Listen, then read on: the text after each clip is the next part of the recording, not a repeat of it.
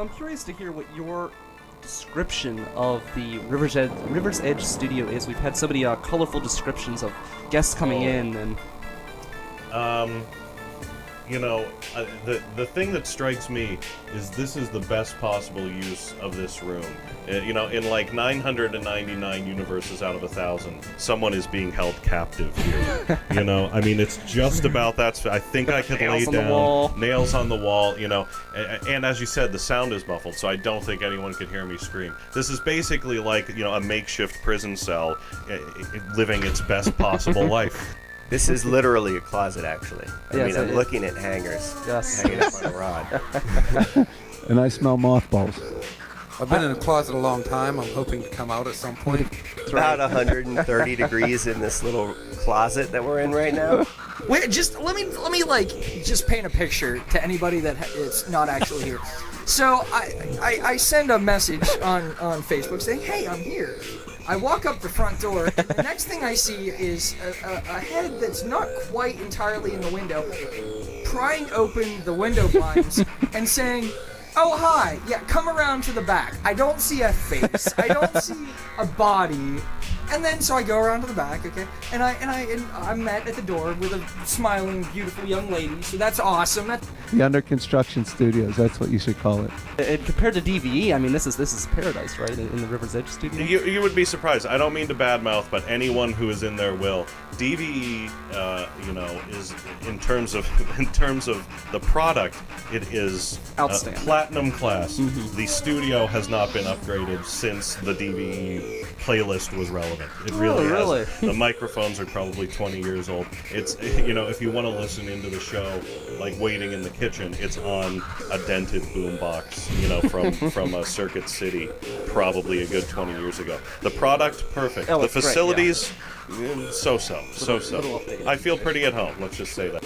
People are coming out of the closet. We're going into one. I know, isn't this like the creepiest studio you've ever been in? This is so cool. I'm not even gonna lie. So, today's high is a low, cool September, 90 degrees. It's an indigenous people's summer here in Pittsburgh. Where did the term come from, indigenous peoples? It's a question I've been wondering for a while, actually all night. It went from Native American to indigenous peoples, and I'll be honest, I like Native American better. As somebody with 1/18th of Native American blood coursing through my veins, I feel Native American is a nicer term. And the only thing I can think of is because America is a word that came from Amerigo, who was an Italian, and that, again, is trampling all over indigenous peoples. I don't know. I personally like Native American better. Michael Cohen here, my co-host. Michael Cohen, what do you think? I'm a Native American guy. Where do you stand?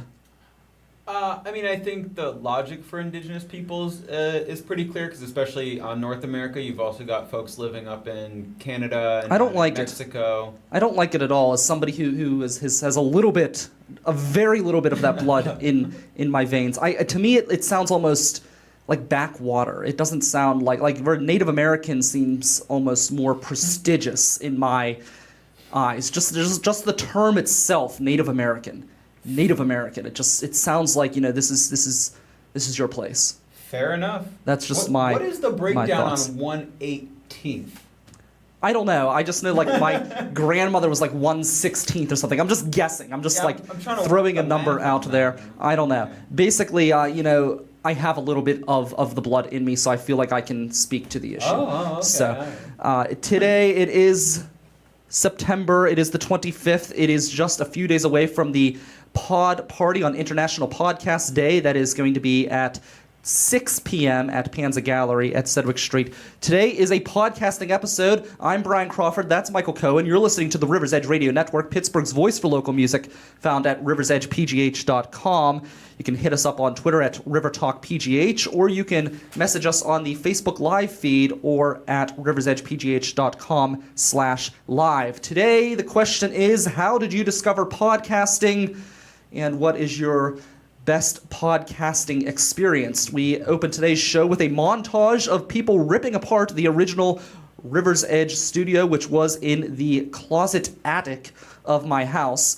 So that was from the one-year party, and I thought it was appropriate to bring it back as we are approaching International Podcast Day on September 30th, which we're going to go into that day in depth on the 30th on my show, which is going to be one of 4 shows airing live at Panza Gallery.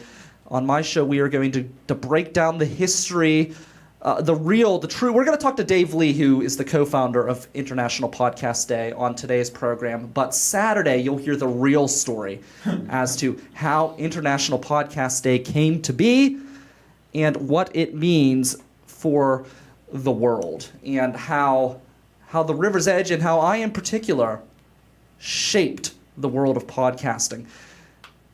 How did you discover podcasting? What was your avenue? I never listened to a podcast until after I started my podcast.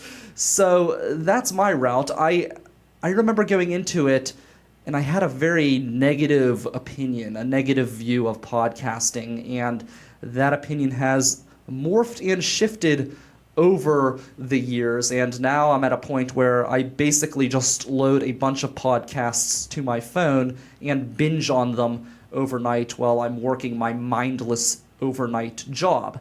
So, I don't know. I want to hear your thoughts at River Talk PGH. You can also, if you're available and you want to call in, you can call in at 412-4072-PGH. That's 412-407-2744 with your podcasting stories and where you stand on the debate that is taking Western Pennsylvania by storm, Indigenous peoples versus Native Americans. 412-407-2PGH. We've got Michael Sorg with us as well. He is kind of like the grandfather of podcasting right there. Michael Sorg, how are you doing today? How you doing? I'm doing well, thank you. Trying to get the... there we go. Dual Kitchen, there we go. All right. So, you got into podcasting eons ago. Eons ago, yes. A more than a fortnight, yes.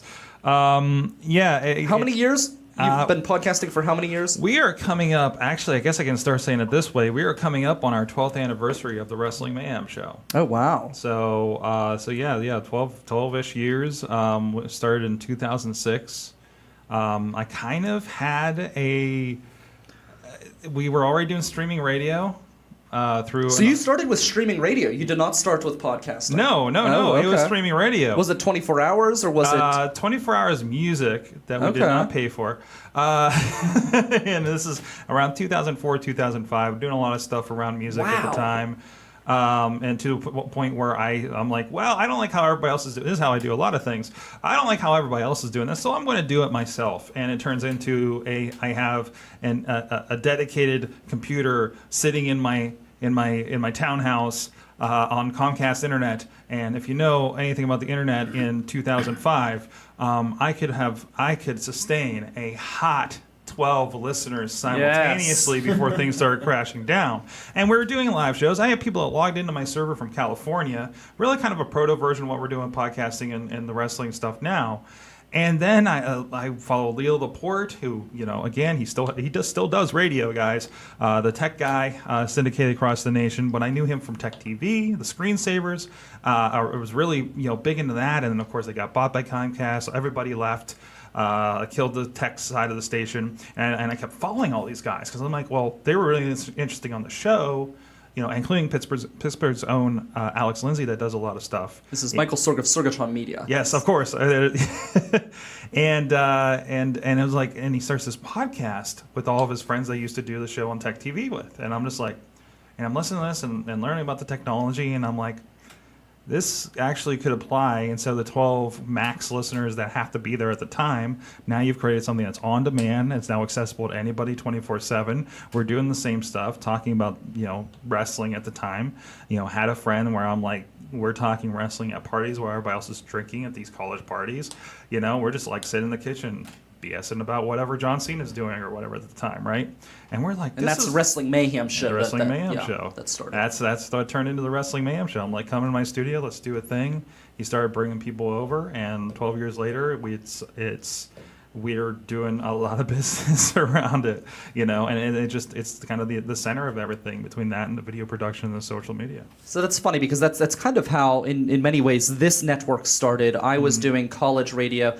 The people know this story, so I'm not going to rehash it, but I was banned for life from my college station and then started my own podcast, and it was a streaming radio show as well, right. But then I did put it on demand. I actually was doing that back when I was doing college radio. I was putting segments of my show on iTunes, which no one else in college radio was doing anything like that.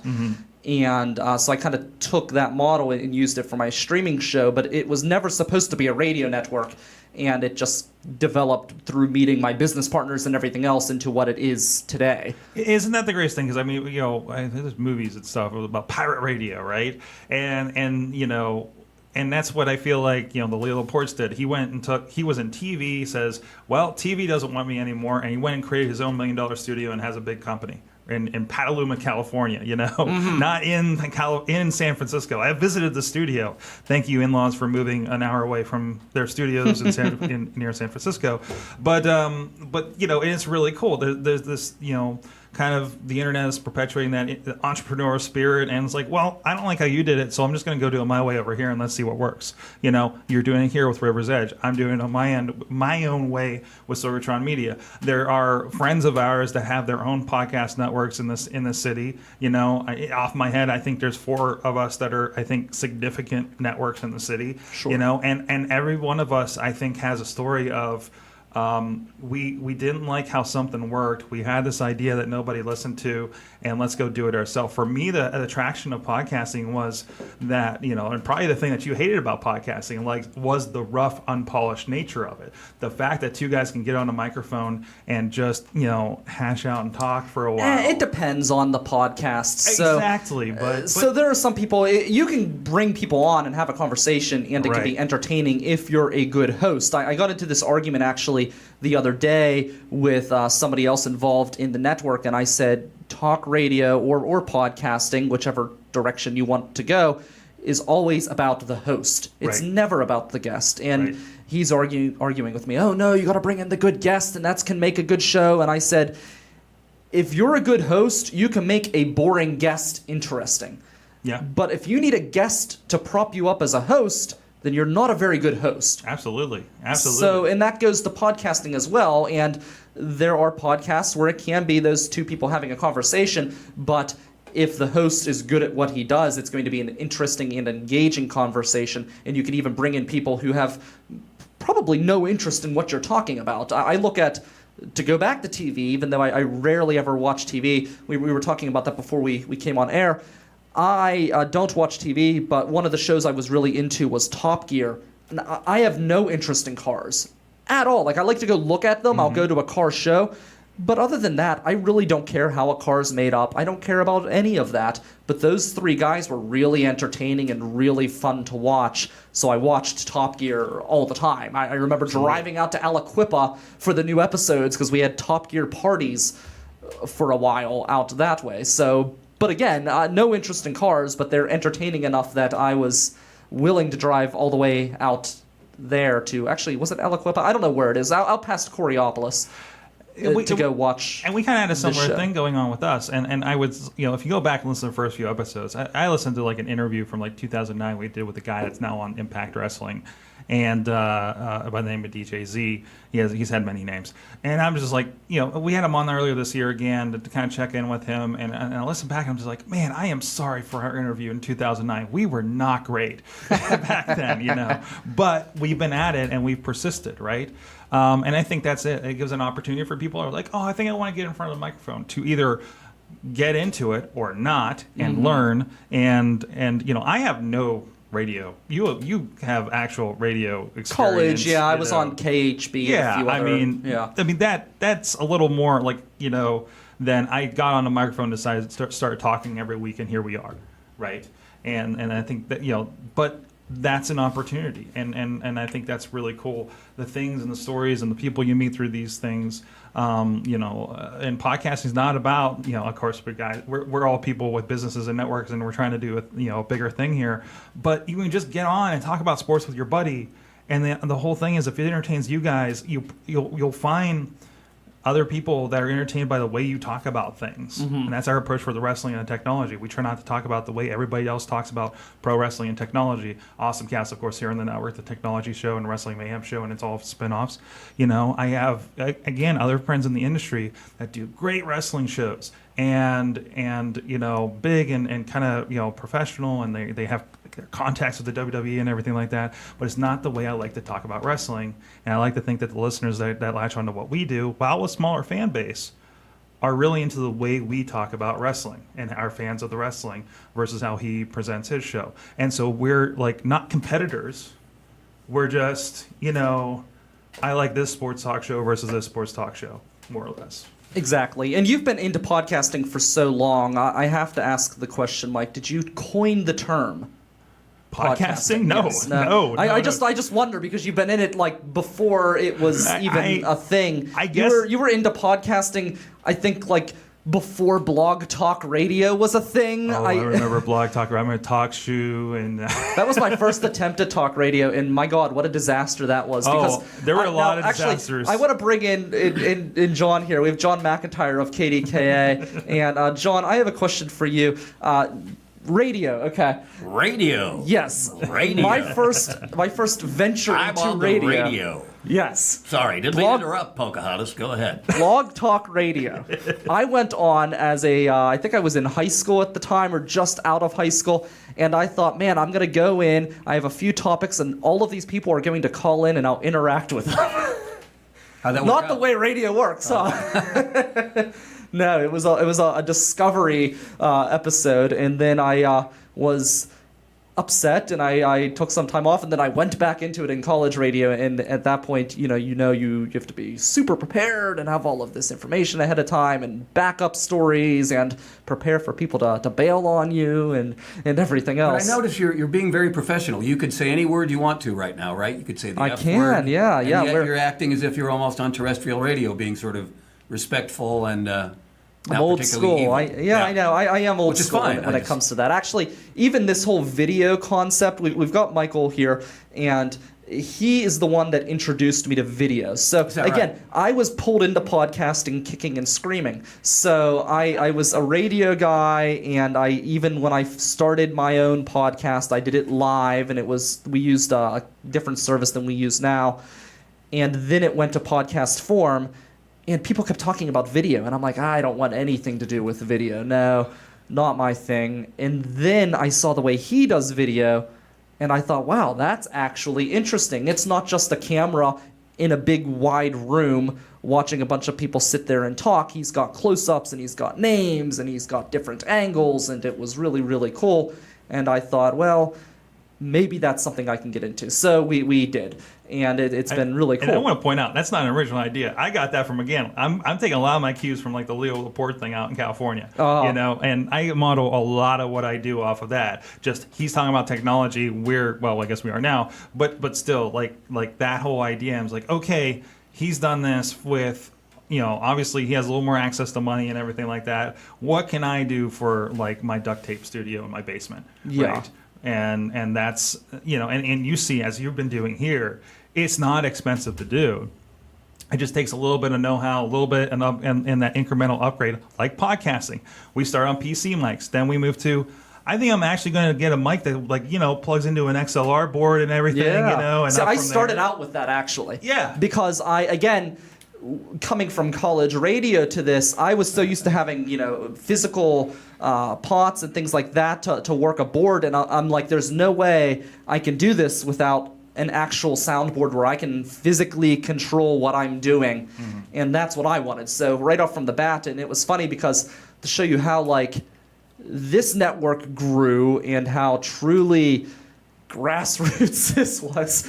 Every day, even though I'm turning 31 this month, my mom still calls me, "What do you want for Christmas?" So then I have to try to come up with something, because I'm like, I don't know, I'm a 30-year-old man. I just buy what I want for Christmas, what I want to have. I'm still getting Ninja Turtle socks from my mom. I'm not going to complain. So anyways, a few years ago, when I decided to start this network, I'm like, I need a soundboard, I need a microphone, I need this, I need that. And so a lot of this stuff was stuff that was, not a lot of it, but the initial startup equipment was stuff that I got through gifs. But you had an expectation because you were like, I've been in the right environment, and I'm going to emulate that. I don't know about the right environment, but I was in an environment. Exactly. So, I have a comment. I can tell. I can recommend an extremely dated podcast with absolutely no current references about anything that's happening now. Please. What podcast? It's called Political Pop. Mm-hmm. It features John McIntire and comedian Gab Bonesso. Oh, nice. It was recorded in the closet in my apartment because we thought that would be good for acoustics. But it was weird. We stood there in my closet and yelled into her iPhone. Well, did you live in an old house? No, I lived in a crummy little apartment on the north side, which I still inhabit. By the way, because that's what happened with me. That's why we were. Is that right? That's why we were in a closet in an attic. I mean, I didn't have the iPhone. I had all of this, but my house was an old house, tall ceilings. The only space in the entire house that was acoustically sound was this closet in this attic. Yeah. So. And I mean, it was terrifying. I know you couldn't listen to the intro, but go back and listen. The sound bites of people just talking about this studio. I don't know if it'll either make you laugh or cry, one or the other. But yeah, it's pretty crazy. But I had nothing to do with the technical aspect of it. She took it home, added music and breaks and bells and whistles, and hopefully... I'm trying to get to that point where I don't have to do any of this, and I can just come in here and having have somebody... a producer is a glorious thing, I can tell you. Even if it might be your wife that you roped into it. Well, we're working on it. We've got some ideas up our sleeves. You got some women you might want to rope into it and get married. Actually, well, we've got one who's going to come in here and be an engineer. Awesome. So yeah, we actually my last engineer. I've had mostly women engineers so far. So now that I think about it, so is that kind of creepy or is that it's okay? Fine, good. It's good. Yeah, I didn't know. So. But we're going to get into PodCamp here in a few minutes, but I do want to talk about your show on Friday, because that is the first show that is coming up. John McIntire, you have the Dangerously Live comedy talk show, which is coming up at the Oaks Theater. We're capitalizing on the soon-to-be end of the world. Yes. Mm-hmm. And World Gone Crazy. World Gone Crazy is the theme. Friday the 29th. At theoakstheater.com. That's the website, theoakstheater.com. So we do stand-up comedy, and then Rob Rogers will reveal political cartoons. He's the political cartoonist for the Post-Gazette. Michelle Dressbold's a handwriting analyst, and she will analyze the handwriting of Kim Jong-un and Donald Trump. Wow, that's fantastic. And contrast. And does it have anything to do with their bad haircuts, or is it a totally separate issue? Nice. That's a very podcasty thing, by the way, this event. That's why I thought it was really appropriate, because you're in radio, which is where my background comes from, but you do very podcasty things. Like this event, having all of these people, these different fun things, it's very podcasty. I should podcast it, and I haven't gotten around to that. It is podcasty, because if you think about it, most talk radio hosts, they'll go do the same old show in the balcony of some bar and really not pay attention to the audience. Maybe they're listening, maybe they're not. They'll put some loudspeaker out there that gets drowned out by everybody chit-chatting about something going on TV. And it's really just there so the station could put their sign on the door and the talk show host can say, hey, I'm from this place, and pimp some sort of sponsor. But this is an actual event that is fun and engaging, and I feel like that's very much of a podcast culture where you're really trying to grab people and connect to people on a more personal level. Also, Rick Seaback from WQED will be there. He's fun. He's quirky. Not only is he quirky, but he's really, when you get him on radio and outside of QED, he's great on QED, is super professional, does great stuff, but when you get him on an actual radio show, he will he breaks the Seaback mold that you kind of have ingrained in your mind. He's much funnier than you might think. He is, yeah. We had him on my show when he was making his trip through Millvale to raise money for his upcoming documentary series, and we had him come to my show back at the old studio. And we actually went out onto the stage so that way people could come in and see if they wanted to. And it was crazy. I mean, we had a great time. He stuck in for the whole show. He commented on the weird news. He often brings food. He did not bring food, but he was also trekking through Millvale, eating at basically every restaurant in town. So, so he didn't bring food to us, but he literally came from Pamela's was on his way to Jean Marc's. So he was definitely tasting all of the local flavor of Millvale. Just to round out the guest list as I continue to shamelessly plug the show on Friday. That's what this is for. I knew that. There's a guy named Anthony Shulo. He's just a local insurance agent, but he was in a MSNBC focus group as a Trump supporter who is now wavering. Not necessarily deserting, but wavering. But he's wavering. Those are the four panelists. They got a good snack bar. They got a good bar. And just so everybody Very knows important. who's listening, John, you actually contacted me from an unsecure private email server when you requested to come on the show today. I did, as a matter of fact. Yeah, so that's how we got John in studio today at Mr. Small's on the River's Edge Radio Network. So. And it's swelled. Also, I must also plug the fine John McIntire show on. There's a thing called terrestrial radio. What's that? What? I know. And before FM, there was this thing called AM radio. What? Amplitude modulation. I don't know what that means, but I've memorized the syllables. You know the words, so you know more than I do. Really? You've never heard amplitude modulation? No, not. God, I'm old. So I think FM is frequency modulation. But this radio station, KDK, was the very first radio station in the country. I've heard that. Wow. The first thing they broadcast was the Harding-Cox presidential election. Now you can't even say Harding-Cox on the air. No. That's why I came here to the podcast. Yeah, that's right. You can say Harding-Cox, all you want. Take that, FCC. We could even, if we wanted to, if I had the time, I could have even put like a big Harding Cox on the screen. I bet you behind could. us, yeah. Then we get kicked off of Facebook. I don't know. But that's every Wednesday and Thursday night, 8 to 11 p.m. Because what do you have to do at night besides listen to AM radio? There's really nothing to do. You're done with all your podcast lists by then. Exactly. Yeah. Exactly. So so this show's going to be great. I'm excited. I'm going to try to come out, and it's right before the Pod Party and PodCamp. So it's like an action-packed weekend of just insane awesomeness. And I believe our meet and greet for PodCamp will probably be done enough time to get over there. Oh, seriously? Yeah, I think so. Because I think that's on Friday as well. Yeah, it's on Friday in Beachview at our studios for Sorgatron Media. So you can make an entire weekend of this and just party and learn your face off. It is unfortunate that we're all worried that the world may end any day now, but it really does galvanize my audience. So I like to I like to exploit the tragedy good for business while the getting's good. Exactly. For sure. Yeah. So PodCamp, which is coming up, tell us about PodCamp. You started PodCamp. It was basically. No. I didn't even start. You were involved. Whoa. I was there. I did not start anything. But you were like in there at the ground I will not take that level. responsibility. I witnessed things that started at PodCamp. You kind of took it over, though. You and Missy and Amanda we're the crazy people that didn't leave. Okay, so here's the story of PodCamp. In 2006, a long time ago in an internet far, far away, there was a guy, Chris Brogan, and I always forget the other Chris in Boston that started PodCamp.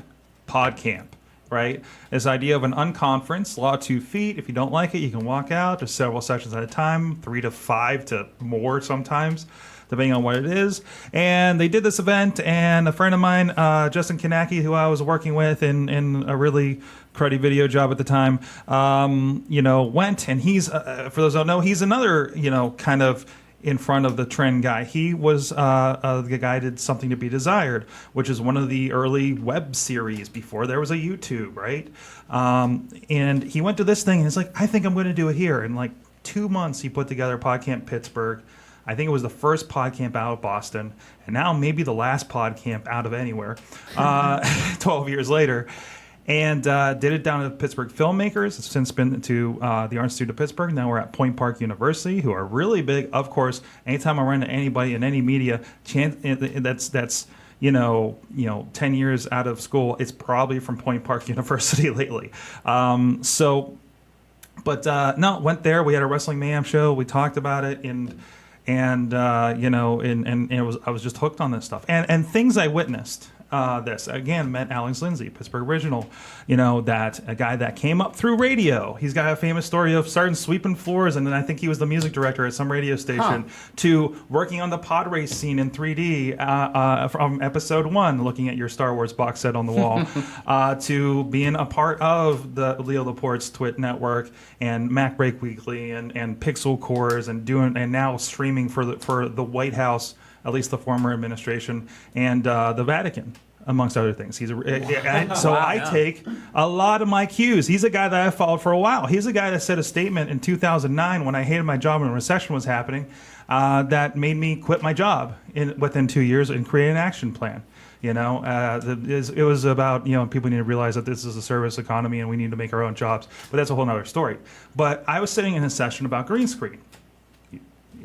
Hey, where do you think those ideas came from? I keep telling you when I come in here and talk about your lighting. It was from 2006 with Alex Lindsay at Pittsburgh Filmmakers for PodCamp Pittsburgh 1.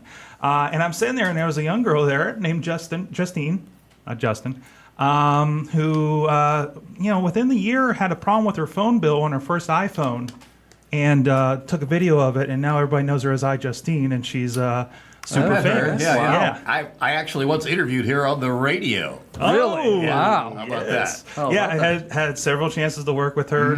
Really awesome. And she got a billion cajillion followers, right? Oh yeah, that's very big. Oh yeah. She's amazing, and it's great to see her like popping up everywhere, including like a victim on Law and Order one time. That was great. Oh, I didn't know that. I missed that. Yeah, wow. yeah. I tune in. I haven't watched Law and Order for like years. I'm just like, I gotta see Justine be a dead body. Come on, but that's exactly the kind of stuff that comes from that, right?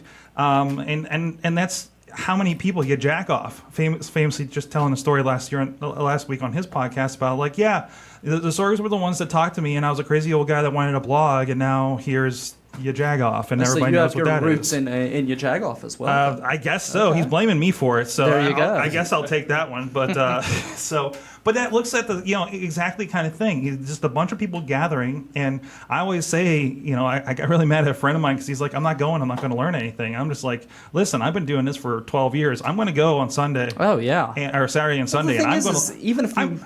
I'm teaching like 2 sessions, and I'm going to learn stuff. Sure. Like somebody's actually, this microphone's really good. I'm like, oh, cool. I haven't heard of that because I've been doing my thing in my little hole. What's the worst thing that happens? You go there, you learn nothing but meet a bunch of people and expand your network. Hi, I do a podcast. Hi, I do a blog about tacos. I mean, you most likely will learn something. I mean, you would have to be pretty, I think, closed-minded not to take in some sort of new hang out information. With creative people. But exactly. What's wrong with that? And it's free. And John Chamberlain, who you mentioned, the Jagoff podcaster, I was actually on that podcast once as well. Yeah, it's a good show. And he also comes to many of the Dangerously live comedy talk shows. Yes. So it's a small world, and it's all intertwined. Absolutely. So that's the podcasting community, and that's what's so cool. So that's what the big difference between podcasting and radio is, that in radio, now you've got your CBS family, but you don't go and hang out with the people from iHeart, correct? Well, I might, just because I know a few of them personally. Okay, yeah, no, the typically, stations do not. Exactly. Right. CBS and Clear Channel must destroy one another, right? Exactly. And a side note from that, how is the CBS Family Picnic? The CBS Family Picnic is awesome. Oh, really? Is there one? Nah, I have no idea. I don't know. I'm going to get in trouble here because I don't go to that many station events. In my defense, I'm part-time currently, Wednesday and Thursday night. There you go. So I don't feel as obligated to attend everything. Makes I missed the spaghetti breakfast last week. They had a spaghetti breakfast. Starts at 5 in the morning till 9. Free spaghetti. Go downtown. It's awesome. In the podcasting, where we just take our friends for tacos and we're like, here's our company picnic. Yes, you've got the big taco stand. So, and whenever you go and you watch that, they always play the River's Edge Radio Network at riversedgepgh.com. We're broadcasting right now from Mr. Smalls. We've got Michael Sorg, John McIntire, Michael Cohen here in studio. So let's go around the table and mention what got you. Well, what was the first podcast you checked out, since you didn't coin the term? I'm assuming you listened to one. It would have been probably the Revenge of the Screensavers that became This Week in Tech. Okay. And I still listen to it to this day. So that was it. Now, what's the most impactful podcast that you've listened to? What is there a podcast that changed your life besides River Talk on the River's Edge Radio Network? That would be, well, the phrase that I just told you that made me change my way of thinking, that and unchain my shackles of my day job was from that very podcast as well. So all of my motivation between a show called Back to Work with Merlin Mann, it's on the 5x5 network. Quit, which I think maybe actually started after I quit my job, ironically, but it was good for reinforcement, by Dan Benjamin, also on 5x5, and I've listened to several over the years. They're just Eddie Anako's a podcast and Anako Almanac. Again, people that kind of that idea that creatives and things like that, and I feel like the things I do kind of follow into that circle, and a lot of what we do, that idea of how. Changing from that, I go to a job and I do a 9 to 5 and I have X amount to pay my bills and everything like that, and that's it, and it's not going to get better than this. I should be happy I have my job, and just saying, screw this.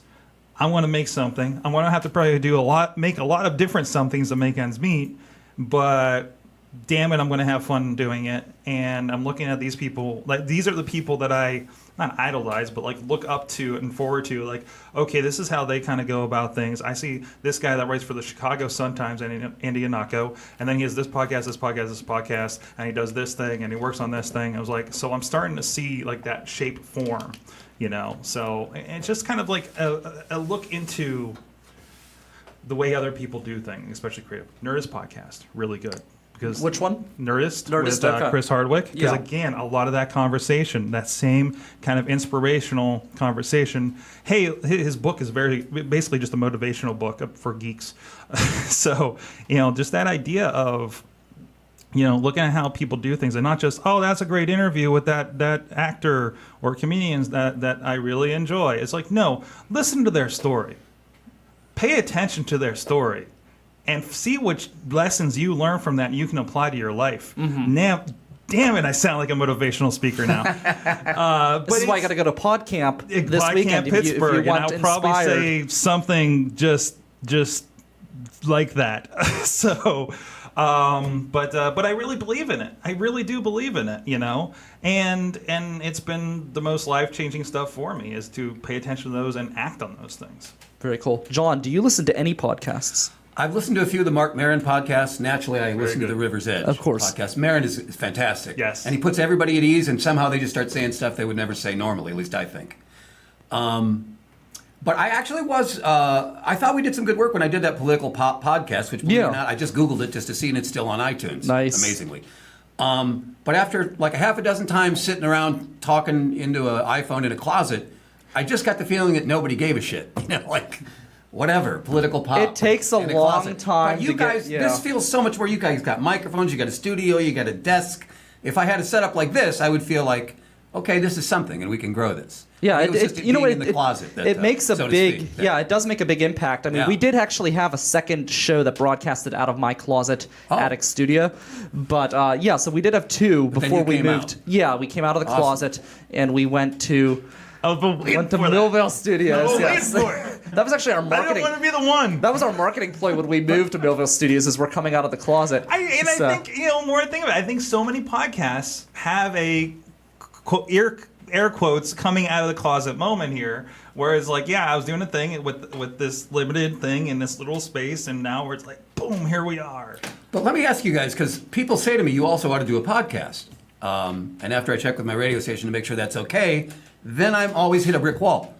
Is it a specialty? Is it a specific topic? I just keep thinking of themes like everybody's a racist. That would get old fast. Everybody's masturbating. Well, there's I don't know, that's sort of limited, even though it's provocative initially. I can't figure out what it should be. I think I think you're mentioning episodes. Okay. Yeah. So everybody's blank could be. That would be a good. Actually, yeah, that's good. I like that. Yeah. And you kind of analyze that. It's kind of like how stuff works, but for society. Okay. I think we just created something. Everybody's podcasting. That's it. Okay. Yeah. Well, should I start with everybody's masturbating or everybody's a racist? If you really, I don't know. I think in today's culture, everyone's a racist would be the way to start. You know, especially with what happened in Germany with their election results, with the nationalists finally, getting back into the scene. And when you start running out of ideas, you can just combine things, and now everybody's a masturbating racist. Excellent. There we go. Excellent. All right, we're gonna take a quick break. Perfect time for a sponsor. Is there a different kind of technique for that, or never mind? That's let's just say in the spirit Pornhub of actually publishes stats, and you could pull up some interesting stuff on that. And what's Pornhub?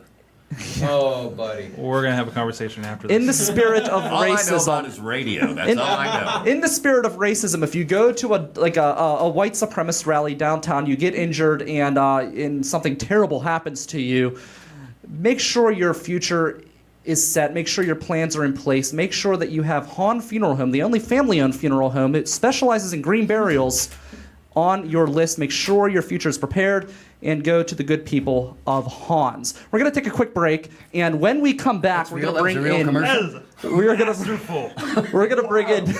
Dave Lee, who is one of the co-founders of International Podcast Day. He's going to talk about how the event got started. We'll invite our guests to join the conversation as well. And then we're going to wrap the show up with the weird news. All of that and more here on Pittsburgh's Voice for Local Music, The River's Edge. Hi, I'm Rob Spear, host of Damn Near Killed Him, an interview show where anything goes. Once they gave it to me, you could have stuck a telephone pole up my ass. I was about to be, kicked out of the country. That's where they send the worst of the worst. In a psych ward, normal things seem so weird in there. He was making $5,000 a month doing gay audiobooks. Hear some stories from people who have been to the edge and back. Thursday morning at 9 a.m. on riversedgepgh.com or download on iTunes. I mean, that's some pretty cool shit. Brian Crawford letting you know that Kevin Slogic, my State Farm agent in Allison Park, is here to help life go right and reminds you that you're listening to the River's Edge Radio Network. Come on, go! It's green! Come on! Go! God damn it, Brian. You need to calm down with the road rage. I'm sick of these people, these assholes. The road rage, man. You gotta calm down on the road rage. Well, I want to get to where we're going. We have a lot of great stuff coming up. We're going to Falling Water, Bicycle Heaven, the Mattress Factory, Knob, Trundle Manor. All right, which way do I go? Which way do I go? Come on, right, come on. Right. Too late now. Right, come on. Well, too late now. I got to keep going. I'm not going to sit here like some asshole. Oh, come on, man. All right, you're listening to The Culture Cruise. You can find us at riversedgepgh.com. Your local Pittsburgh area museum podcast. Yes, riversedgepgh.com, and come take a ride with us. All right, we are back on the River's Edge Radio Network, broadcasting from Mr. Small's Theater, the River's Edge Radio Network, Pittsburgh's voice for local music. Right now, on the phone, I have Mr. Dave Lee, who is one of the co-founders of International Podcast Day. Dave, how are you today? Hey, I'm good. Good morning, everybody. How are you doing? Oh, yeah, you guys can't hear. So, we've got Dave on right now. Now, Dave, you started International Podcast Day. When did this start? When did you originally get International Podcast Day rolling, and what inspired you to create this event? So in 2014, Steve, the other co-founder of International Podcast Day, was driving in his car, and he actually happened to run out of podcasts for whatever reason, and he was listening to the radio, and an ad came on for something like National Senior Citizens. Yeah, the radio of all things, right? What's the radio? So something with, National Senior Citizens Day popped up, and right then it popped in his head, why doesn't the podcast and podcasting space have our own day to celebrate the craft that we love? And so in 2014, September 30th, 2014, we had our initial International Podcast Day. It only streamed for 6 hours in 2014, and since then we've grown into an international event celebrating the power of podcasting, and that's sort of the birth of our event. What kind of events go on in collaboration with International Podcast Day? Is it celebrated across the world, and how successful have you guys been with reaching out to different points across the globe? It's pretty amazing, Brian, how this event, which started just in somebody's, podcast studio, has really grown into an international event. Right now, we have a 30-hour live video event streamed, which includes 40-plus podcasters from 13 different countries that are going to be represented. And better yet, if you go to internationalpodcastday.com/schedule and hit the locate button, you're going to find podcast meetups and podcaster meetups anywhere from Cape Town, South Africa, to Poland, to a variety of places in the United States. They are doing meetups in Jamaica, meetups in northern and southern UK. It's just truly an international event. I got a tweet this morning from a couple people in Australia that were saying, hey, let's go ahead and plan something up for International Podcast Day 2017. And one of the cool things, Australia last year, Brian, they actually had their Australian Podcast Conference and Festival on International Podcast Day. That was their first ever conference that they held. So truly it is a global initiative. It's an international event that really podcasters from every walk and every space and every region of the world come together to celebrate. Did you expect it to get this big? To be very honest with you, we didn't. When Steve and I kind of look back and say, man, where we've gone over the last 4 years, we've had close to 40 different countries represented on our stream alone. We've received, we've connected with individuals from Ghana, from Zimbabwe, from Germany, from Latvia, to India, to Thailand, to the Philippines. And it truly has been, it's been impressive as to where it's gone. I never really thought it was going to get this big. I was asked yesterday, what is your next goal moving forward? And the beauty of the podcasting space, Brian, is that it's continuing to evolve, it continues to grow, and it continues to build. And wherever podcasting is going to be cropping up, whether it's Sweden, Brazil, Chile, Puerto Rico, wherever it is, we're going to be able to connect and find podcast listeners and podcasters in that space. So to answer your question, that I don't think, personally, I didn't think it was going to get this big, where you have Yahoo News covering it, you have press releases where you see the events, and you're seeing, like the NFL and the NBA year in and year out say, hey, International Podcast Day is today, check out our shows. So it's quite an impressive run that the event has gone on. And, we schedule our 30-hour event, but truly it's about what everybody wants to do on that day to celebrate. If you want to do a meetup, if you want to reach out and thank your personal podcast and your favorite host, go ahead and do it. If you haven't left a rating or review, go ahead and make that the reason you celebrate International Podcast Day. So what we do is a very small part of the overall global event, and that's what I think makes the event and the day and the celebration so special. Yeah, I know with the River's Edge, we're throwing a party. It's the Pod Party with free beer from North Country Brewing, free mead from Laurel Highlands Meadery, and also some free live music and entertainment. So I know we're really thrilled to take part in this event. And then also here in Pittsburgh, preceding the Pod Party is PodCamp Pittsburgh at Point Park University, and they are actually going to be doing it's like an education conference to try to get people into podcasting and teach them about podcasting here in southwestern Pennsylvania. So we have a strong presence here in Pittsburgh. Dave, I wonder, why did you pick September 30th for International Podcast Day? I have an idea, but I want to let you talk first and see if it okay, meshes with my idea. Yeah, so the first podcast known to be released was September 2004. And so to celebrate the 10-year anniversary of that release, we chose September 30th, 2014. So it was a congregation of a reflection in history and representation of the podcasting space. But also, we didn't want to pick like the third Friday or the first Friday. It was a day that was completely random year in and year out as far as the number goes. And so September 30th, you kind of ramp up the entire month, to build up some presence and get people on board. And plus, if you buy any merchandise, if you get anything printed, you do something on your own, it's always September 30th. It's a day that we can point to and say, this is our day as an industry, as a podcaster, as a podcast listening enthusiast. This is the day. And so it's sort of a tribute to the original foundings of podcasting. See, that's an interesting answer, Dave. I actually have a different take. What I think actually happened is I think you channeled through the universe the realization that Brian Crawford was born on September 30th, and I think you had this connection to the universe and the skies and the energy, and you realized that something epic happened on September 30th, and it needed to be celebrated in the form of podcasting, and International Podcast Day came to be. That's just my guess. Of maybe what really happened in the background of things. I believe the podcasting gods know what they're doing, Brian. And I think if it's your birthday and International Podcast Day, it's honestly surprising you're not the first podcaster to come out and say September 30th is my birthday. I can know of at least 5 or 6 off the top of my head. So maybe the stars align. Perhaps the podcasting gods and we're on our side that day. So, I have my story. Brian, you have your story. You take credit for it. All right. So what's unique about this year's International Podcast Day? Are you doing anything different than what you've done in previous years? Well, this year we really wanted to try and highlight some new regions of the podcasting space. As I mentioned at the top of this segment, we've branched into connecting with podcasters in the Thailand and China area. We finally got in touch with some African-based podcasters from Ghana, Nigeria, Zimbabwe. And those podcasters are going to be featured, and those regions are going to be featured on our broadcast for the very first time. Last year, we did include someone from India.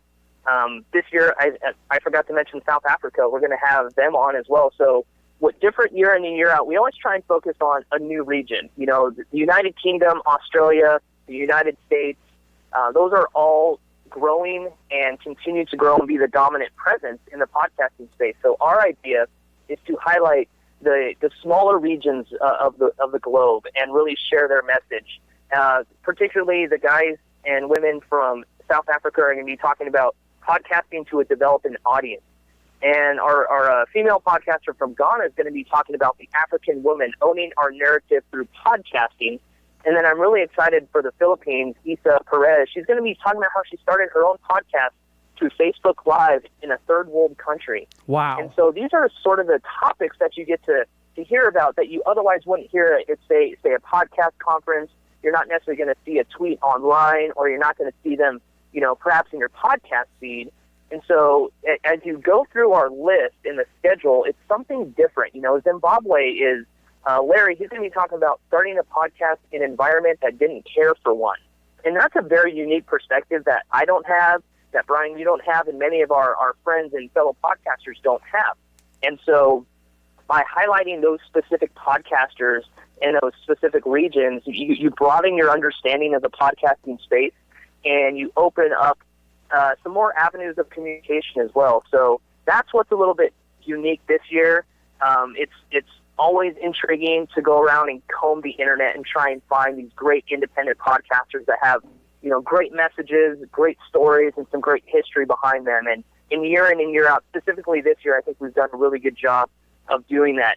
And one other thing, Brian, I think what we've done this year is we always try and connect the listener to our events.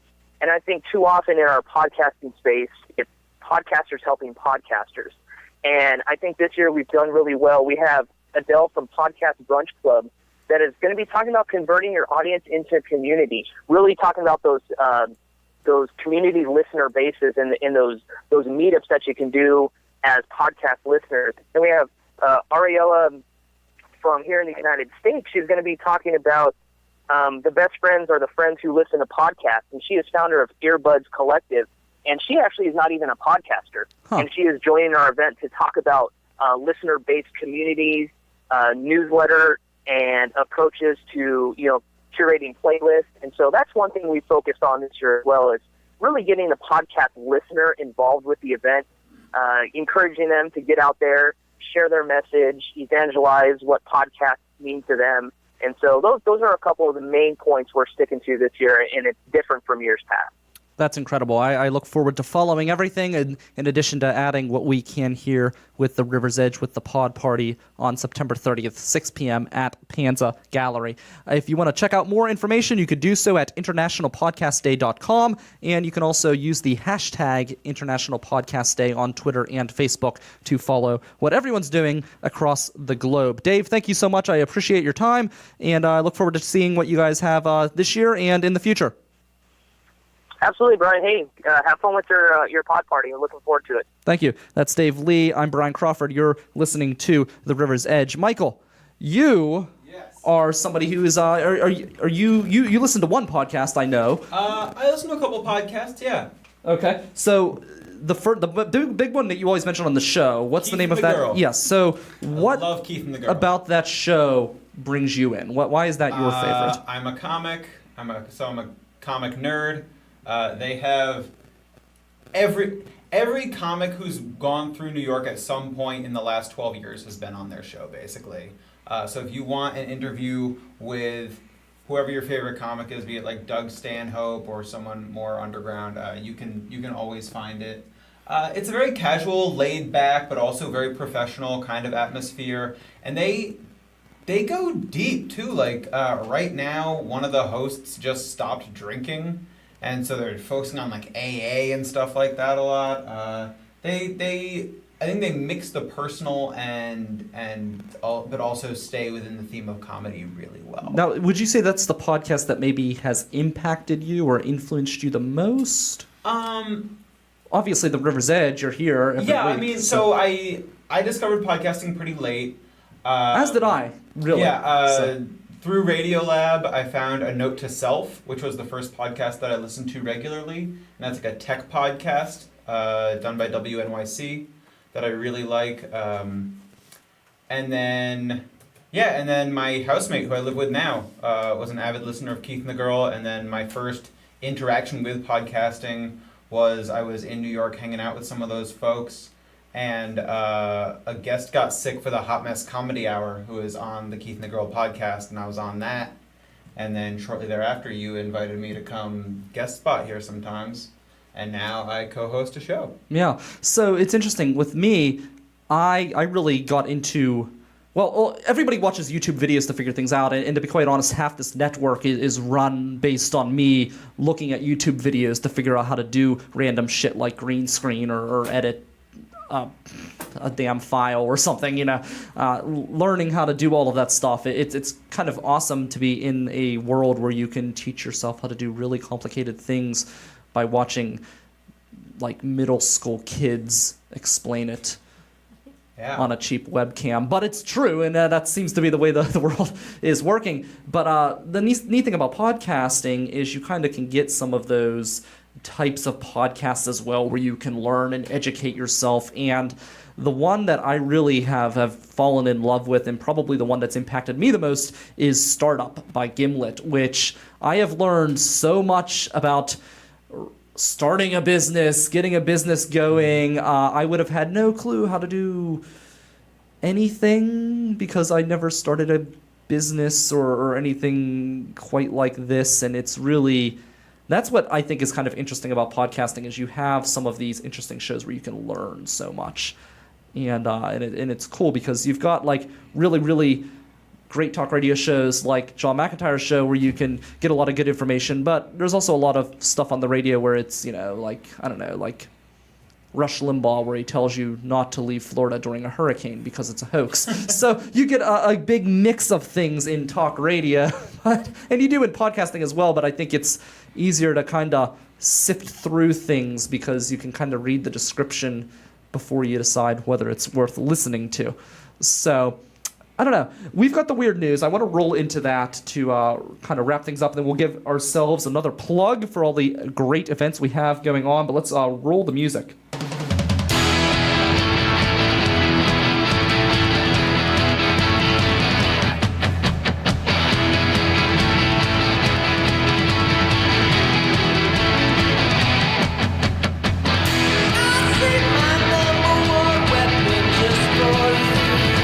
Strange number one weapon, reminding you that this program, this network, is your number one weapon against the Mon Monster that is just pillaging the city of Pittsburgh each and every week. In case you don't know, there is a monster, and every week the city is at risk. And Michael and I, we try to tame the beast with not one, not two, but 3 weird stories to keep the Mon Monster at bay, saving the city of Pittsburgh from total destruction. So there's this phrase, and you guys are welcome to join in on the story if you guys have any comments. John McIntire and Michael Sorg here of KDKA and Sorgatron Media, PodCamp Pittsburgh, everything else that you're involved with. You hear the phrase flushing money down the toilet, right? Well, it turns out in Geneva, somebody actually did just that. About $100,000 of high domination euro notes were found flushed down the toilet, and investigators are trying to figure out why. And basically, they've said it's not illegal to flush money down the toilet, but why? And they're looking into it. They're almost wondering if there's some sort of illegal thing going on, but literally they just found like $100,000 worth of this money that's just been flushed down. And I want to know why too, and I'm hoping, I don't know, I feel like in Pittsburgh if someone would do that, between all of the different chemicals flowing through the water, that's the one thing it would probably incinerate. That's the one thing. You would think at least in Pittsburgh we wouldn't have to worry about clogs. You would think all of the, the destruction of the water and the lead and the bird poop that is coming from the reservoir that, the city knew about not 1, not 2, not 3, but 4 days before they decided to tell us. You would think, I don't know, we would have water that can't be stopped, can't be clogged, but we can't. So, I mean, what would you do if you discovered money in your commode? Keep it. Keep it. You would keep the money. I wouldn't tell a damn person. Yeah, I agree. I'd dry it out and see if anybody would take it. Yeah, I feel like collectively with the women I've known over the years, I've flushed at least $100,000 down the toilet. There you go. So I feel like I'm a member of the club. You've got the experience. Sorg. I think I'd make sure I use the drive-through teller when I deposit it. Use the drive-through teller or the automated teller machine. Can you imagine if you were that guy? See, that's that guy. He made a mistake. We talked a few weeks ago, maybe it was a month ago, about this guy who got stuck in the ATM machine. He should have just pocketed some of that stuff. I'm sure there's no cameras in that ATM. Sure. So I don't know. Yeah.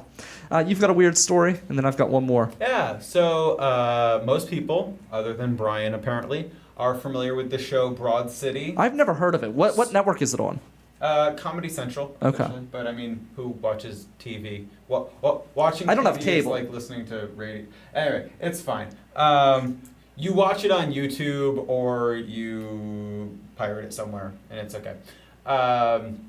They have recently released. So the show is about two young women. It's a very feminist, sexually progressive kind of show. It's hilarious. It's been groundbreaking, and it's also one of many shows that's kind of jumped from YouTube to network television, or I guess that's cable. I don't know the difference anymore. But they have released their own line of sex toys. Wow. Yeah. Ranging from vibrators that look like lipstick, so you can have them in your purse, to Kegel balls called Nature's Pocket. Kegel is, when you flex your muscles down there, and it's actually an exercise tool, I guess. Okay. They have the Ass of an Angel silicone butt plug and the Respect Your Dick vibrating love ring. Wow. Yeah, they also have, stemming from one particular episode, let's see, where is this? That is the Man on a Mission masturbation egg. Yes, here we go. The Pegasus, which is a pegging kit, stemming from a particular episode where Abby winds up pegging her neighbor.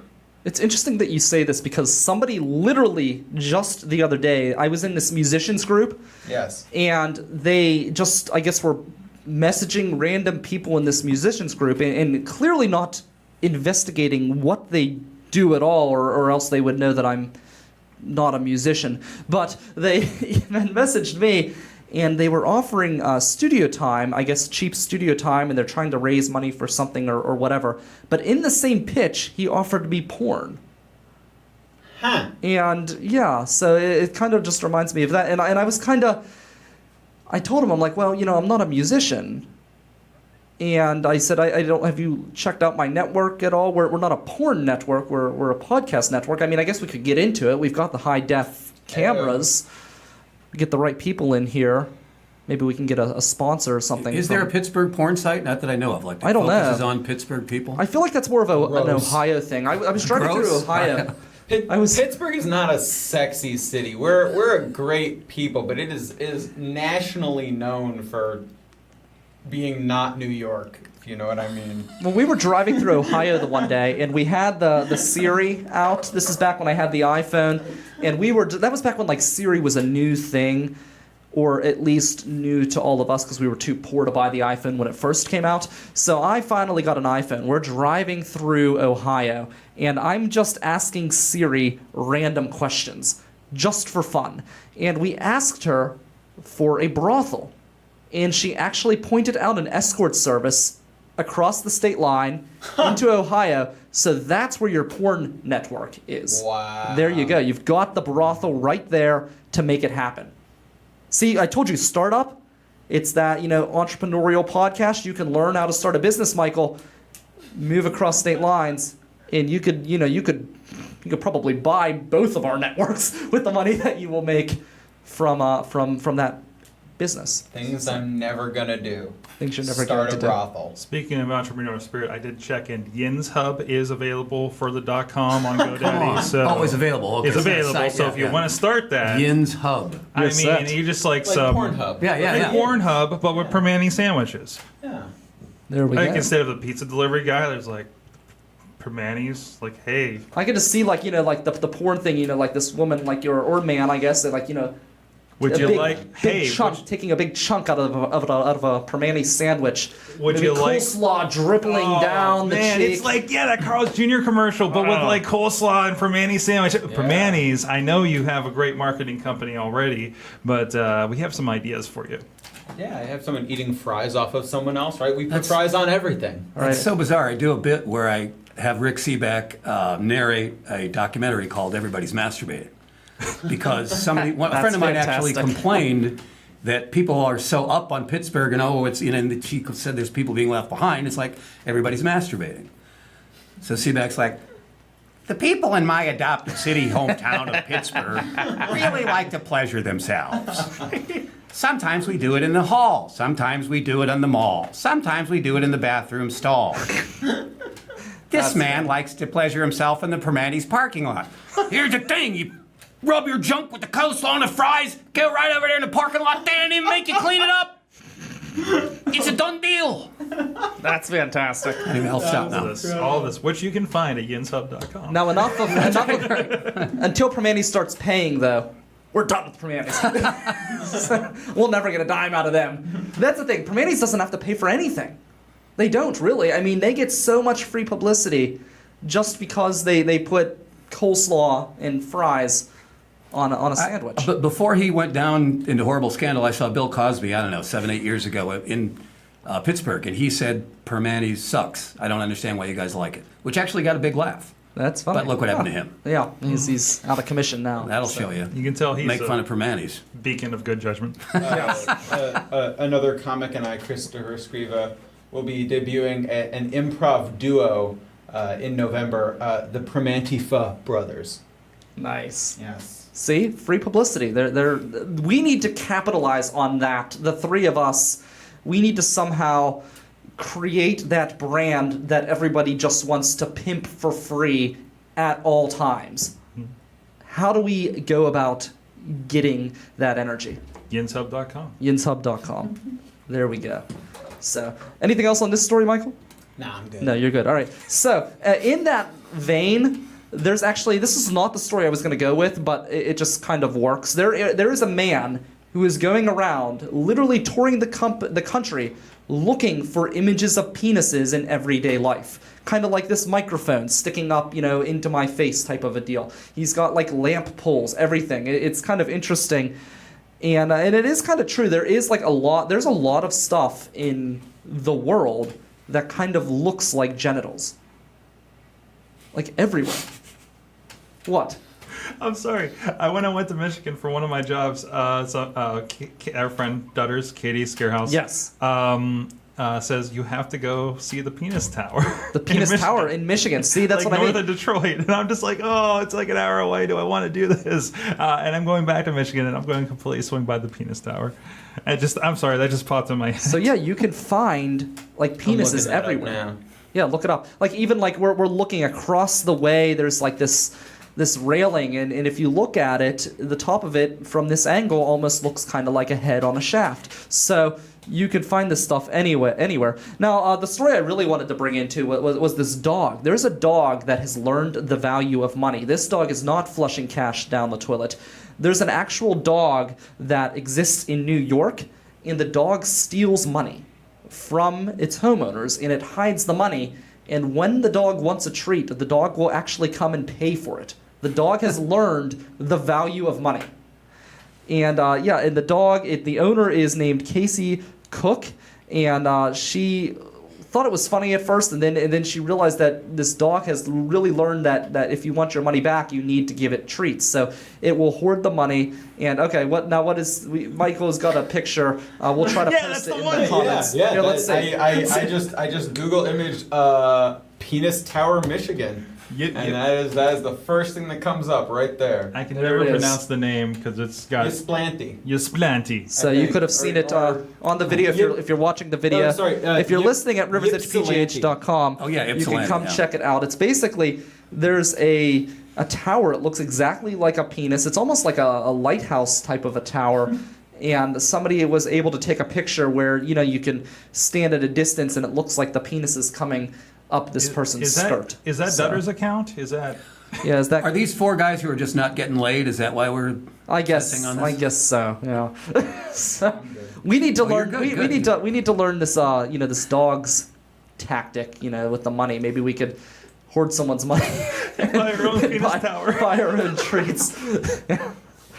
So, anyways, that is the weird news. Hopefully we didn't just damn this city in that last segment. So, we've got 3 events going on this weekend. It's all audio media, maybe a little bit of video as well. But let's plug them one more time. John McIntire Dangerously live comedy talk show this Friday night, 8 o'clock at the Oaks Theater. Guests include Rick Seaback, handwriting analyst Michelle Drespold, Rob Rogers, Post-Gazette cartoonist Anthony Shulo, wavering Trump supporter. And if the world ends before then, we will not give refunds. And I know you're a Hillary fan, but it came out just a little bit ago that she still has, like just recently, she was rated less favorable than Trump. How is that possible? That's an excellent question. That's a perfect question. And if we knew the answer to that, we'd know. We wouldn't have to blame this and that and the other for why she lost. We know exactly why. But exactly. Yeah, beats me. So Vast right-wing conspiracy, damn good at their job. Yes. Damn crazy. Michael. Where do I start? PodCamp Pittsburgh this weekend, starting with the meet and greet at Sorgatron Media Studios at 1619 Broadway Avenue, across from the IGA Las Palmas Taco Stand. Yay! That's starting at Very good too. That's starting at 6 p.m. Friday night to kick off the festivities for PodCamp Pittsburgh, and then learn with us Saturday and Sunday. Plenty of sessions. We're switching things up. So sessions are Saturday.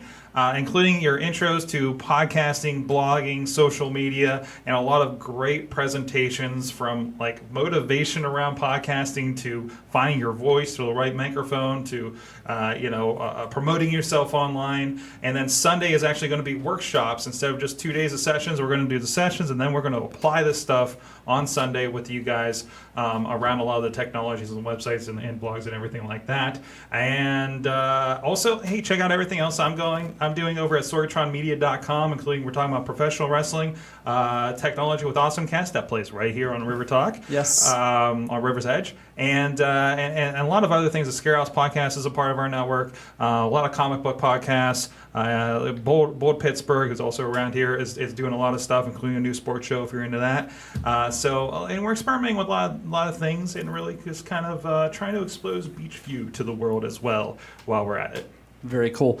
Michael, where are you at this weekend? So after you stop in at the pod party, or if you can't make it from Brookline to the pod party, or there's Uber, there's Z-Trip, there's Lyft, there's whoever's going to sponsor me. Your thing. I will be at the Brookline Pub at 8 p.m. It's a benefit for Brookline Teen Outreach. Matt Wolforth is headlining. Tyler Ray Kendrick is featuring. I'm hosting. It's going to be a blast. Idiot Radio's putting it on. It's going to be a good time. Matt Wolforth, formerly known as Buzz Nutley. Yes, formerly known as Buzz Nutley, now affectionately known as Wolfie. Yes. The show is titled Wolfie Comes Home. Fantastic. We've also got the pod party September 30th, 6 to 10 p.m. Free beer, free mead, free music, free podcasting, and you have the opportunity to shake my hand. Buzz Nutley, could that be the name of the porn site? That could be. I like it. Let me check the .com. Yes. So don't leave yet. Go to Facebook, follow the River's Edge, and at 12 noon, I will be back as a guest on someone else's show. Football in High Heels. We'll be talking about people sitting down or just kneeling or leaving or singing the national anthem. Something to do with the national anthem and football. But I'll be on that show to talk about that. The pod party, September 30th, Panza Gallery. Do not miss it. I'm Brian Crawford from Michael Cohen. John McIntire, Michael Sorg. You're listening to River Talk on the River's Edge Radio Network, Pittsburgh's voice for local music. We've got local music up next, so do not change the TuneIn Radio app or the website, or just stay at the River's Edge. Don't leave. I was gonna say don't change that dial, but that doesn't really work. Actually, it could. They've got those new things. Before I leave, you can now buy a home entertainment system with TuneIn Radio built right into it. Radio. So, there you go. Exactly. And then you can listen to the River's Edge 24 hours a day with the best in local Pittsburgh music. I'm Brian Crawford. You're listening to the River's Edge, and we'll catch you next week.